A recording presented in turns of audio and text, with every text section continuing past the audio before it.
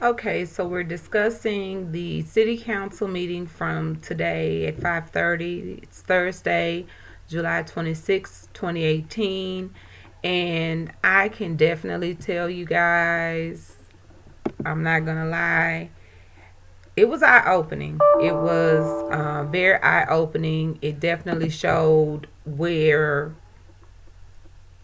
we lay as constituents and where the mayor lays as the uh, head of authority in the city. Now, because of the climate that was at the city council meeting, I went and looked up a few things to help all of us understand our part as citizens, because I think the issue we're having here is we're intermingling and we're living in the element. Like, this is the experiment of what it would be if we lived where church and state coincide together. We have people who are genuinely upset. And see, here's my thing. I really don't care who you are. You could be my mom and my daddy. I attend church. I've always attended church with family. And whenever there has been an issue in that church, I have watched my own family respectively argue with other family members about the situation in that church. I've never attended a church where we're expected to only exist under the leadership and tutelage of the pastor alone. The pastor is the authority in a church in the sense of what the word of God says. But then you have your deacon board for authority on who we're letting in and out of the church at certain times and the repairs that need to be made, expenditures and spending. You have the mother board who coincides with the deacon board in that aspect in the churches that I have attended. So there are people who are genuinely conflicted themselves in this situation by expecting the townspeople, with such a close margin between two candidates. Surely you didn't expect everyone to agree with his methods of running the city his first 4 years. Surely you didn't expect that. In politics, when you win, usually you look at what the constituents who did not vote for you were looking for, and you say, well, I'm going to try to address some of these issues to help win them over. We haven't seen any of that. We haven't seen it at all. We're going into the second year, and we're basically seeing where, he expects to continue this pedagogy of oppression, and we're going to get into that. That's a book by Paulo Freire. I hope I'm pronouncing his name correctly. I could be pronouncing it wrong. I was going to say, I hope I'm not pronouncing it wrong. But he is a Spanish man who wrote a book based on his own life and based on his life as an educator in people in poverty-stricken areas. And it definitely, relates to what we're going through right now. So the budget, or amending the budget, was not on the agenda. However, the mayor had several different resolutions and things that needed to be approved that would cost the city money. So immediately, of course, the fact that the spreadsheet budget and this information is around and everyone's looking for that information, we have Ms. Gloria Hayden stood and asked the question, how do we expect the board to approve minutes and then thereby resolve and approve monies, and they don't know how much is going into what? It was almost as if the mayor was upset about the question. And what you have to understand is, once a political person loses their position in politics, they do not lose their political stance. So that is the issue that we're going to have with him and Ms. Hayden right now. she's more so in a position of authority now than she was as a political figure, because she's not governed according to the bylaws and the ordinances as others. And we're going to get into that real quick. He didn't answer the question. He didn't answer any of our questions. So it's important that we understand what governs the city council meetings. And some people were calling it the Lawson Act. Some people were calling it the Larson Act. It is the Lawrason Act. Lawrason Act. And it is named after a senator who was here in Louisiana, okay? And it governs the norms established by cities and procedures for that city, okay? It helps to permit municipalities to incorporate in cities without clearance from the legislature. So, in other words, the Lawrason Act allows a city to simply exist and govern itself without the oversight of an actual person from the state capital being here.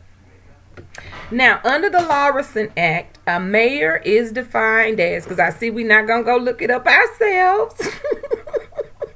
We are not going to go and look it up.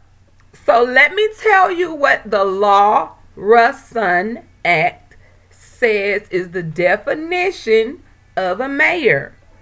He supervises and directs administration and operations of municipal departments other than the police department. So in other words, the mayor is like middle management for the government. Do not call him a CEO. The governor, if you were to call anybody in Louisiana a CEO, the governor of Louisiana, the governor of any state would be a CEO. What you have with a mayor is middle management, okay? His job is to simply make sure that the budget and the spending match up, okay? So now we see why it's such a big deal that we have a vague budget. And we see why he doesn't want to be forthcoming, because, hey, everybody gets to party on, you know, the big mad, that's what I call Tallulah, when you don't have a clear and outlined budget. Everybody can cash in. We can all go out and eat. We can all buy shirts for birthdays. We can all, you know, vacay together. We don't have to follow a guideline or a rule. And then later we can itemize spending. Later we can say that we went to Acapulco for training. Later we can do these things, okay? So, he delegates performance duties. So he's supposed to be making sure that whatever anyone says they're doing with money, they're doing. If they're not doing that, he reports to us, the citizens, and he reports to the capital and to the state. So all this talking about he's going to lobby for this and lobby for that, that's above his pay grade, and his pay does need to decrease. You are supposed to have organizations designed in your city. Your community leaders are supposed to be out there delegating and lobbying for information to bring here. And then once it's here, the mayor, you, Mr. Mayor, are supposed to then take the responsibility and the reins and help to allocate and make sure that everything is spent appropriately. So it's subject to law. He is subject to law, civil service rules and ordinances, and he appoints and removes employees. Now, under there, we have the city councilman or the alderman. Now, he is vested with legislative authority. Now, see, this is where everybody has to understand about the city council. The mayor is not over the city council. Let's read that again now. The mayor supervises and directs administration and operation of municipal departments other than the police department. The alderman, the city councilman, is vested with legislative authority. What does that mean? Their authority is tied to the people and thereby more so to the state. You understand what I'm saying? Now, everybody keeps talking about the alderman or the city councilman receiving jail time. There is an ordinance with penalties of fines no more than $500, not more than 60 days in jail, or both. However, it is not just at the whim of the mayor. They're supposed to make at least one of the meetings a month. They missed one last month. That calling in or trying to call in a meeting, they missed one this month. That trying to call in a meeting prior to act as if they had missed a meeting came up in this meeting tonight.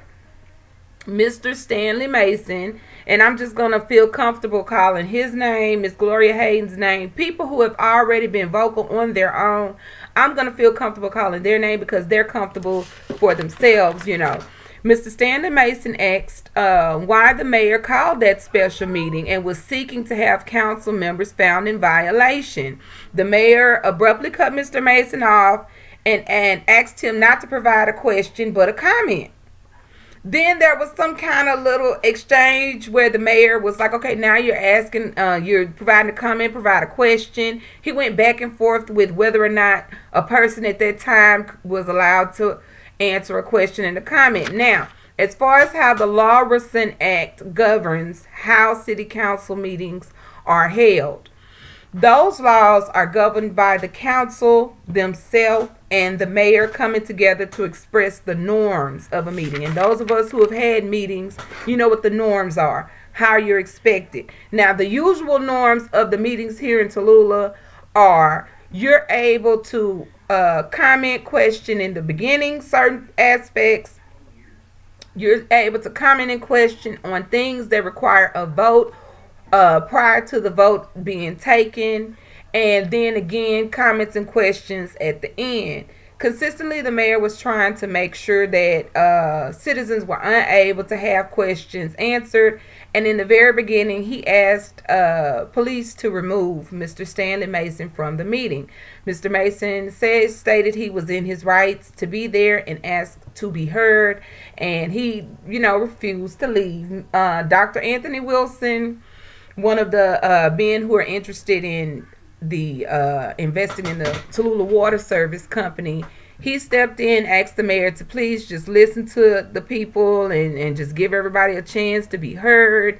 He did. However, the mayor really did not answer any questions. Now, Miss Gloria Hayden, and I put Miss Hayden, behind Mr. Mason in this sense because people seem to have such a big problem with her, and I think it's because of the norm in society, a societal norm that women are to be silent, especially in the Christian community. And this is what I mean about us living in the actual church and state coinciding together. The Bible says women are to be silent in the church house. Two of our mayors have been pastors, and I think people are looking at we women who are vocal as being disrespectful towards the mayor. And it's not about respect. It's about understanding and communication. People are just trying to understand where the money's going. One of the biggest problems you'll have with me personally is with my money, with my children, and with my money. If I've paid something, or if I've given you something and you said that you were going to return that, or you come back looking for more on something and it's already been paid, from there I'm going to need to see where you're going with this, or we're going to have an issue. And it's no different in a city. It's no different. No one's mad at the mayor. We're not sitting up here beefed out with the mayor. I don't like Miss Reverend Branch. I don't like Mayor Branch. I don't like Mr. Branch. I hate everything about that man. I don't know him. He said on the status he was disappointed in, I guess, what, me? Disappointed in what, sir? You don't know me. You don't know me. We have not been friends. I am 35, will be 36 this year. I don't know who you graduated with. Okay? I don't know. And I don't care. You're the mayor. Okay? I haven't been to New Light for nothing but the Sunday school convention, and I ain't planning on coming to New Light. Okay?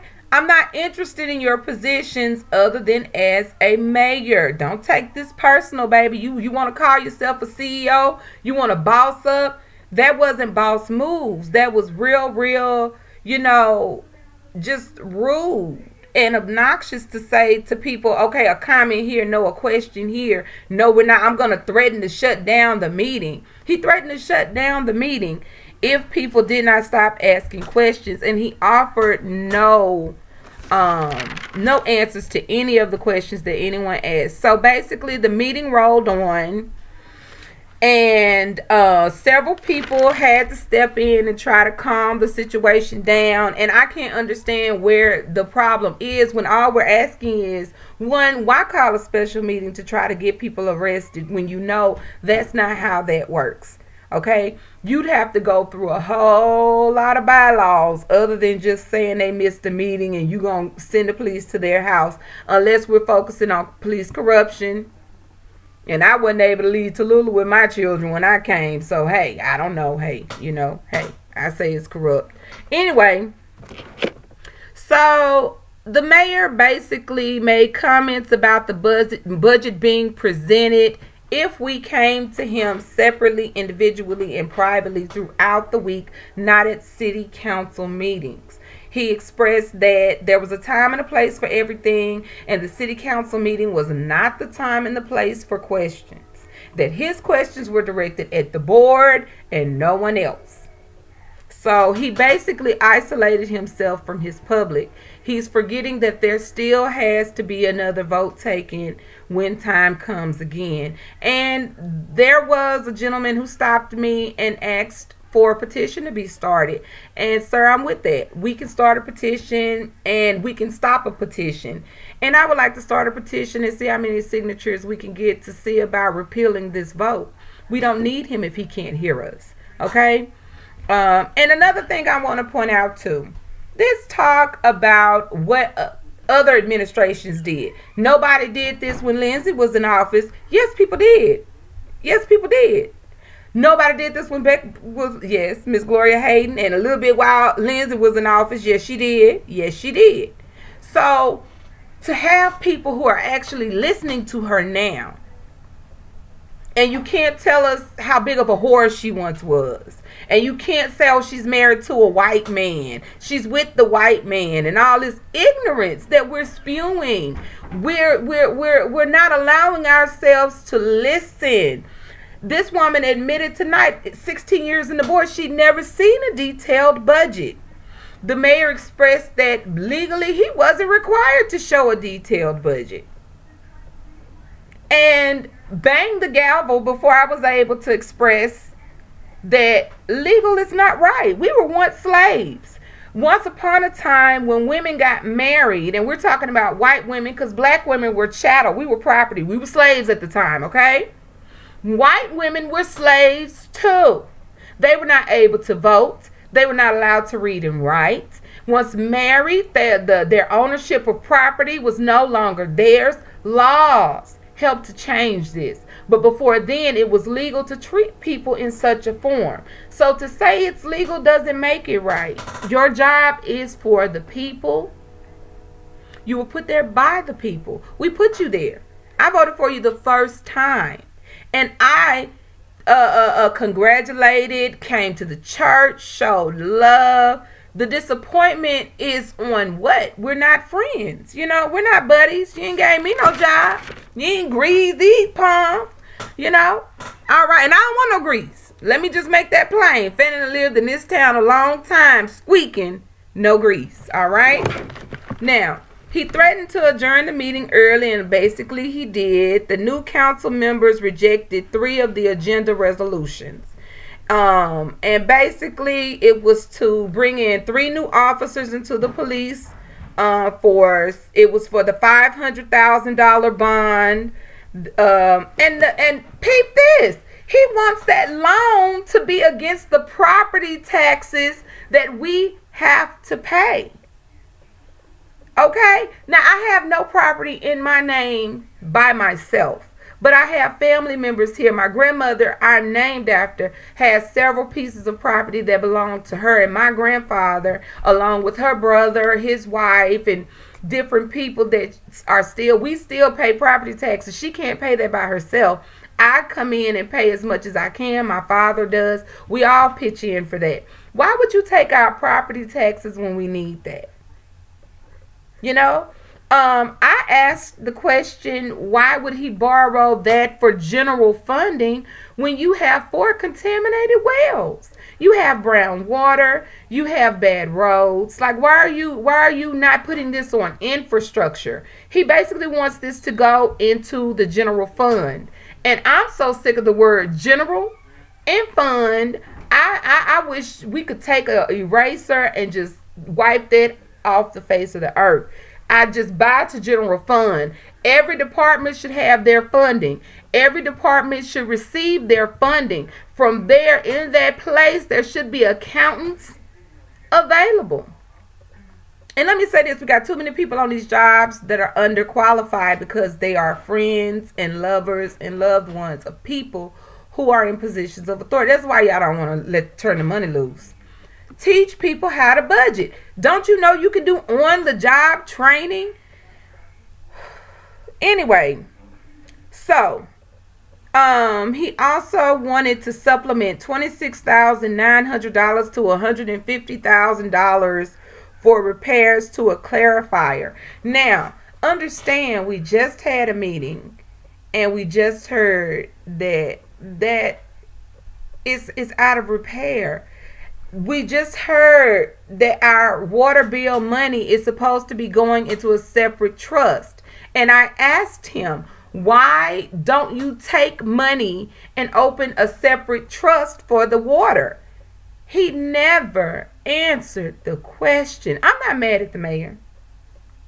I'm mad at Tallulah. I'm mad at myself. I'm mad at those of us who actually allowed this man to get back up there for another 4 years. Now, I want you all to understand what the pedagogy of the oppressed is. It isn't simply about school. It's about learning a frame of mind where when you get in authority, you want to be like the oppressor. When the mayor said in the meeting that it's been like this since 20 years ago, it's going to be like this 4 years from now. He's basically saying, I want it to be like that mayor. I'm like that mayor, and I'm going to stay like that mayor. He's saying he doesn't want to change. Now, here's my thing. I started complaining under Beckwith when I looked for grant money and no one was able to tell me where, who, what to get in contact with. I had several different people who are experienced over me. I didn't even want to run the program. All I wanted to do was help to get the program financed and be the grant writer for the program. I'm not even going to call people's names, but I had it all mapped out. And basically, they have basically done everything they could to discredit me and make me seem incompetent in order to keep me from finding that they are never going to give up our money.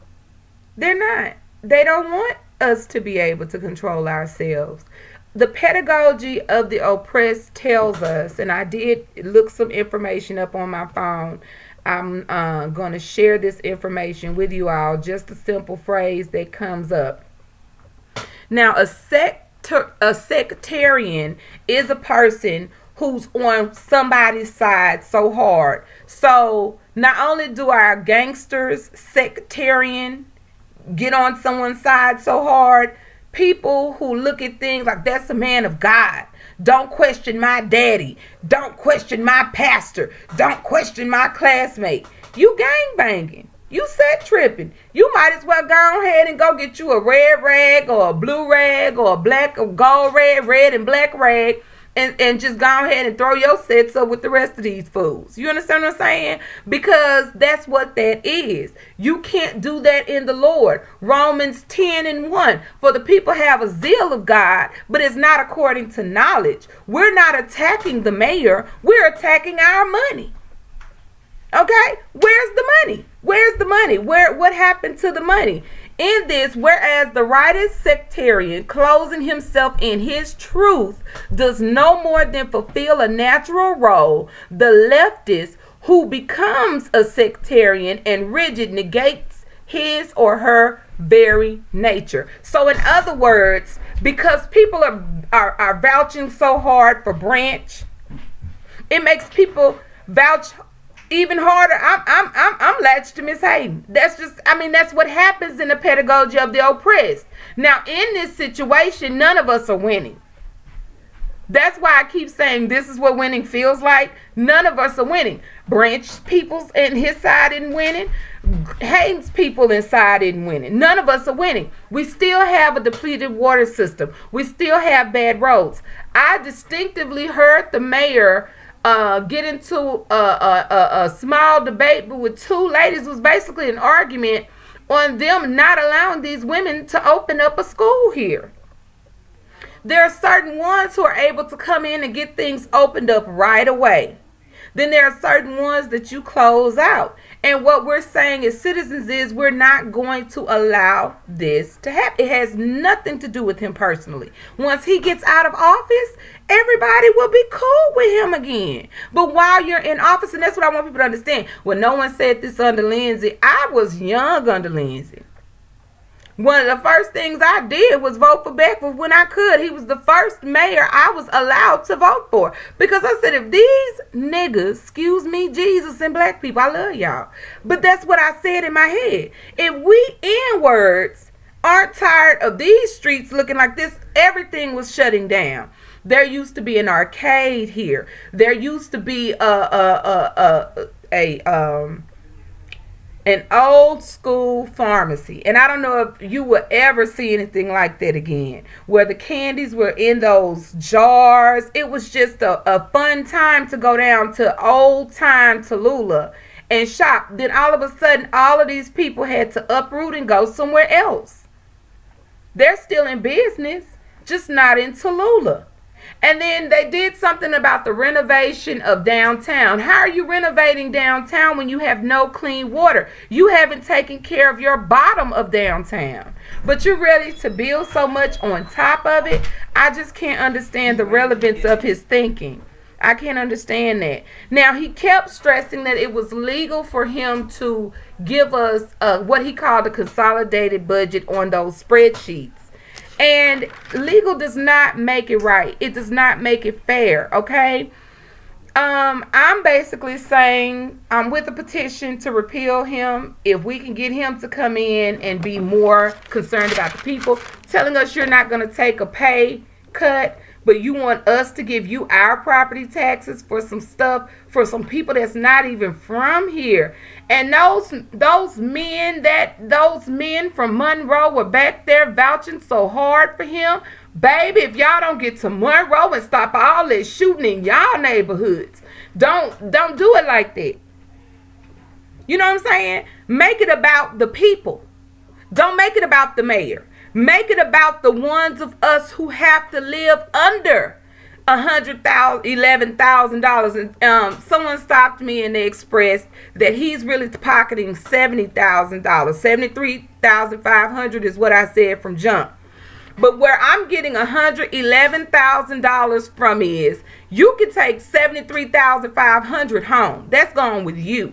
Then on the city, you go to D.C. to kick it with senators for no reason.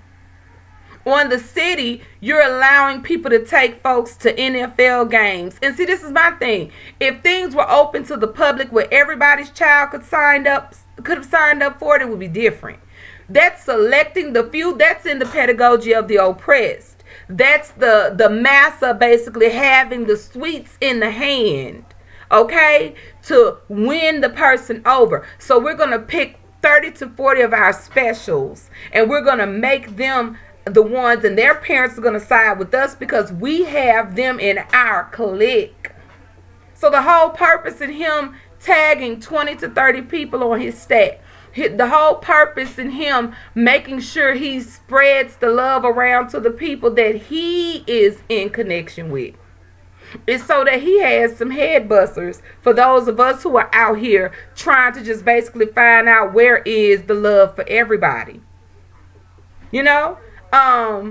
Several different people stated in the meeting, and I'm not even going to say who or for what cause, because to me, that's beneath me.